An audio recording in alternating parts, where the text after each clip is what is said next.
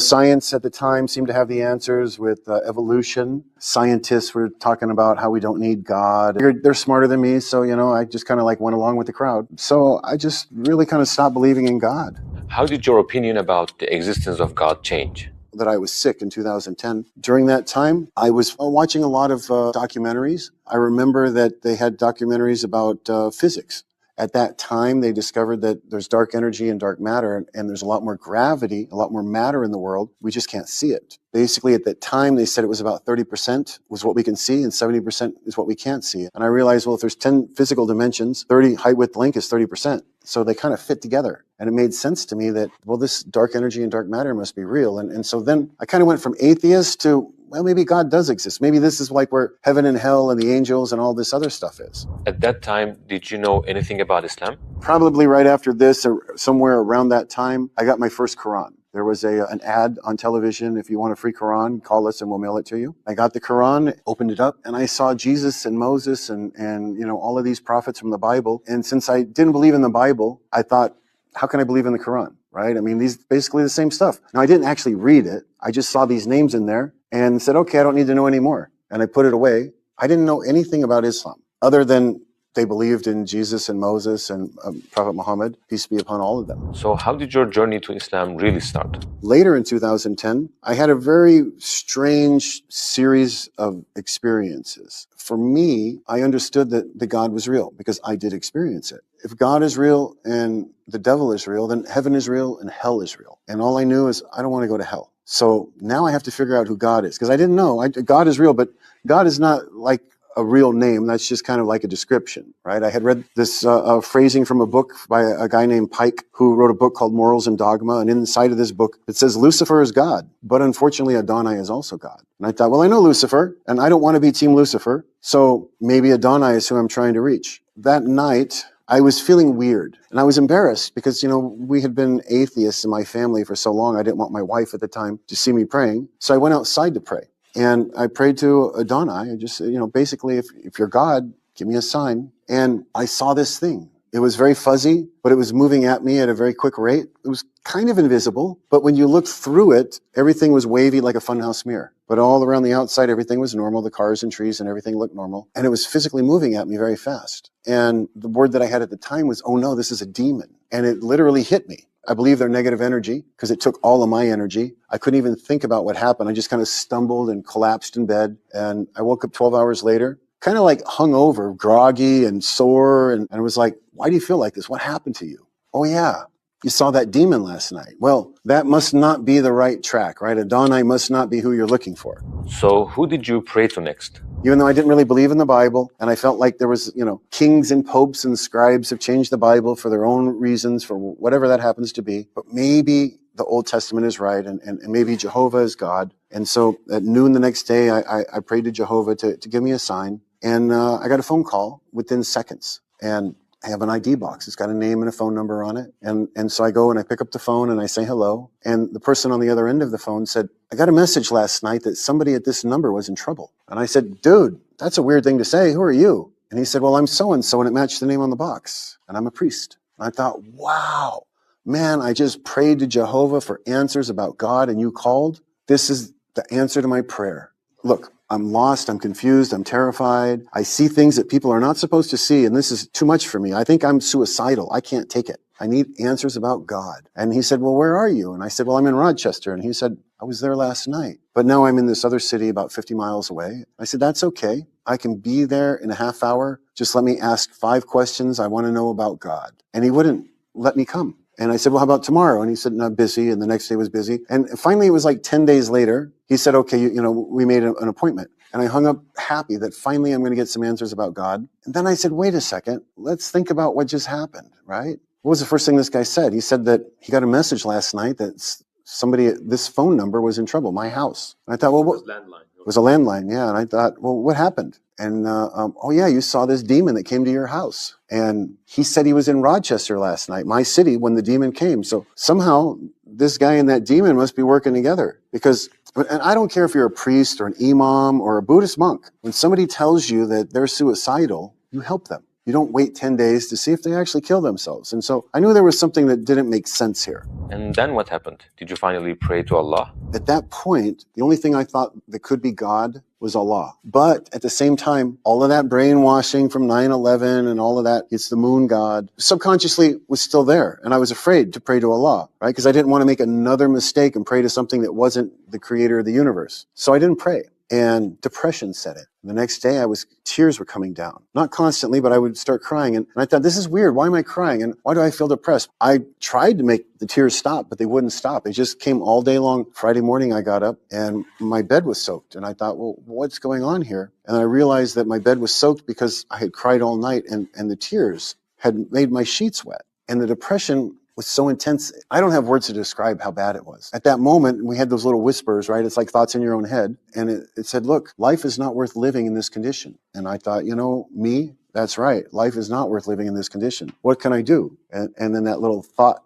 came to me that said, you have to kill yourself. And I thought, you know what? That's right. That'll solve my problem. I can get rid of this depression by killing myself. And so I went through the logistics of how do you kill yourself? And I determined that the best way to do it was take a bunch of drugs so you feel good, then you die out in the middle of a forest where the animals can eat you and dispose of your body. And it's like a win-win. And then it was like that other little thought came to me and it said, what about the moon?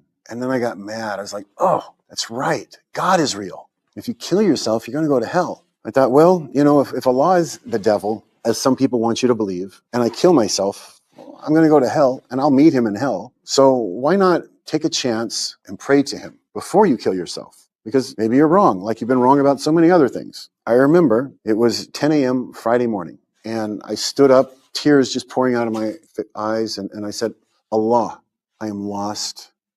I'm confused. I see things that people aren't supposed to see. I'm depressed beyond words and I'm ready to kill myself. And if you're God, you know this. I don't even know why I have to say this out loud. I don't know why you haven't helped me yet. But I'm begging you, if you are God, help. Give me a sign that you're real. Help me. And at that moment, it was like my heart was a balloon. And Allah went, and it literally expanded in my chest. And it filled with a substance that I could only describe as love. And it leaked out of my heart in perfect sine waves. It was very weird and scientific at the same time. And I could feel it go down to my hands, from my heart up to my head, and actually turn around and go back. And it was like these waves of love filled my body. Except in my heart, it was like this star, like this solidness of love had ignited. And it was very brief. That's the first time that I knew that Allah was God. I didn't actually know anything about Islam, but I knew that no matter what, I wanted to be on Team Allah. And so whatever that meant, I'm in.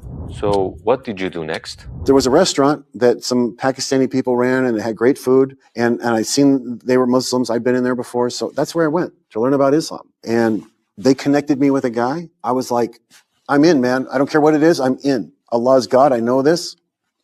Make me a Muslim. What do I get? You need blood? What do we got to do? I'll sign, where do I sign? He's like, no, it's very simple. It's very simple. You just make a statement with your heart that Allah is God and Prophet Muhammad ﷺ is the messenger of God.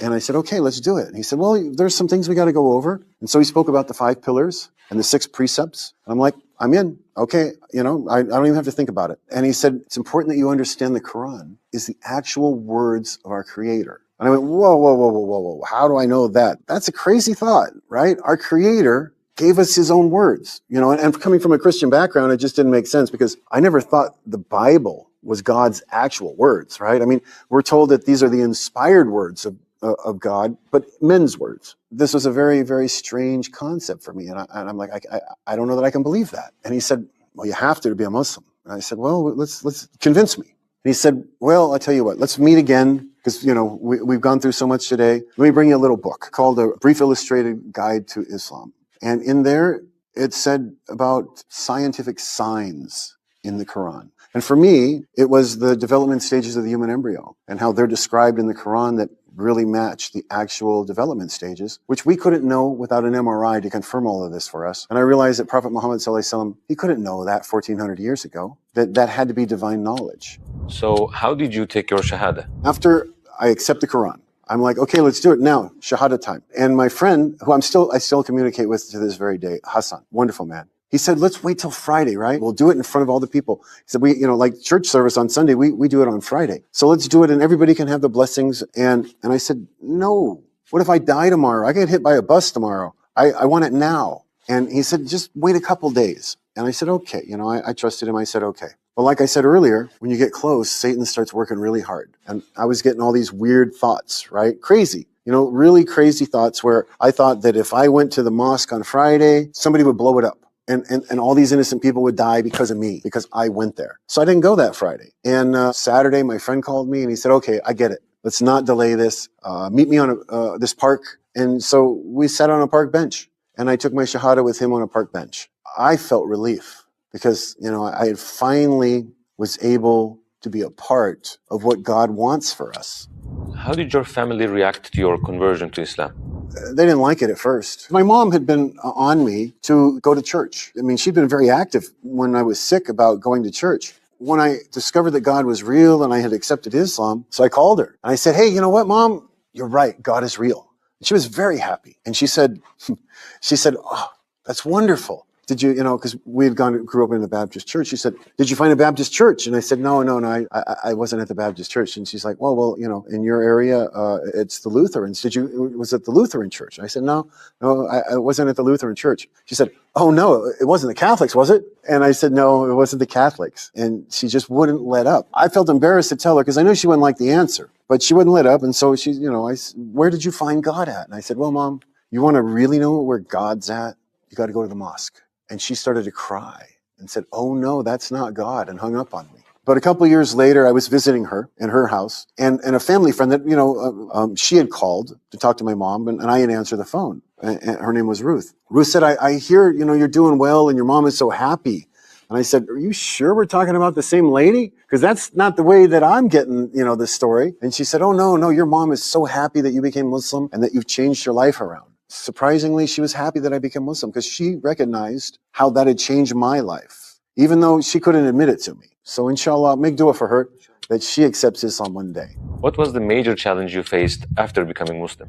That's a great question. I don't know what major challenges other than sticking with Islam, because, there's all kinds of invitations to leave it, right? And come back to, hey, the girls, you had a lot of fun over there. Let's go, rock and roll. Let's go. Concerts are waiting for you. The weed's there. The alcohol's there. It's all waiting for you. Just come on back. Come on back, buddy. We love you, right? But it's wrong. And that's probably the major challenge is sticking to your guns. I accept Islam and I've got to leave those things behind. Did you experience anything where you felt a special connection with Allah? After I became Muslim, I bought a bus ticket where I could go anywhere in America for 2 months. And I traveled around and I warned people. And sometimes that got me into some trouble. And I realized that to avoid the trouble, I needed to shorten the message down to what was really important. That message was about forgiveness. And I remember being in San Francisco. I was in what they call the Tenderloin, right? This is like where all the prostitutes and drug dealing and all this kind of stuff goes on, because I was like, at that time, I thought, well, these are my people. They're the ones that need the help the most. They're the ones that are hurting the most. And they are. That's how they ended up there. So I was down there. I felt sort of like the crazy man holding the sign, the end is near kind of a thing. I mean, I felt a little like that. But I was standing there saying, forgiveness is healing. When you need healing, ask Allah to forgive you. And people would come up and tell me how crazy I was and swear at me and tell me how they didn't want me there. And they were just like, get out of here. And I would stay there and keep doing it. After about 5 or 6 hours, though, it wears you down. And I remember going, this is stupid. What are you doing? You are crazy. They're right. You're standing here talking about God to these people. They don't care about God. Get out of here. And it was at that moment, the first day, I turned around and there was this little old lady standing there. And she's like, thank you. Thank you for what you're doing. And it was like, okay, Allah, right? I was ready to walk away and you put somebody there to encourage me when I needed encouragement. I understand that was you. And the next day I was back doing it again. And the same thing happened. 5 or 6 hours into this, I'm going, that was just an old lady. That wasn't God, right? That was not a sign. Don't be stupid. These people are right. And I'm ready to give up. And then it's an old man. And the day after that, it was like a little boy. 5 days in a row, when I was ready to walk away, somebody would show up and encourage me and tell me that they're glad that I'm talking about God and sharing the importance of forgiveness. I really felt connected at that point because I realized that doesn't happen randomly, right? I mean, not every day in a row. That was a sign. Now, it wasn't a big sign like, the heart expanding, but if you're really paying attention, that was truly a sign. Did anyone around you become Muslim after you? Like my grandmother, her mother, I think it was 2012, I went to see her. She wasn't doing well. She was 86 years old and she was in an old folks home. And my mom took me by to see her when I was visiting. She couldn't speak. She didn't have words. She was in a wheelchair, but she saw me and she started crying. I said, Grandma, why are you crying? She couldn't talk, but she was trying to. And I said, look, I think I know. Let's talk about God for a minute. And I said, here's the thing. My aunt is going to show up. She's going to try and get you to pray to the prophet Jesus, and don't do that because that's blasphemy. That's shirk, right? That's praying to something that's breaking the first commandment. And I told her, I said, look, Prophet Muhammad is a real prophet, and Islam is the correct religion of God on earth today that we're supposed to follow. And every time I would say these things, her tears would get bigger and bigger. And I said, do you want to accept Islam today? And she's nodding her head yes and crying. And I said, okay, just take my hand and squeeze if you agree with what I'm saying. I gave her the Shahada.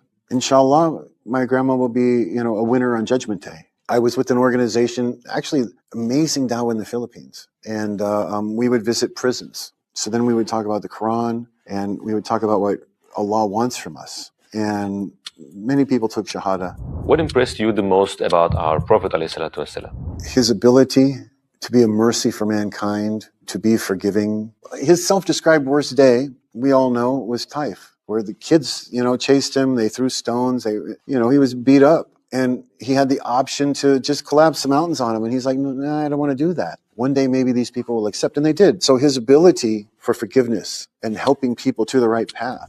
What projects are you doing right now? I was doing a lot of projects for Dawah. I have a special project in America, the Furqan project with Furqan Foundation, where they distribute English language Qurans. I think it was about 600,000 Qurans that he had already gotten and distributed. And now I believe he's at 1.6 million. And so my goal is to help him get to 2.6 million or more. Because, that's where I got my first Quran, was from that organization. And they do such good work in getting those Qurans to people that need them or want them.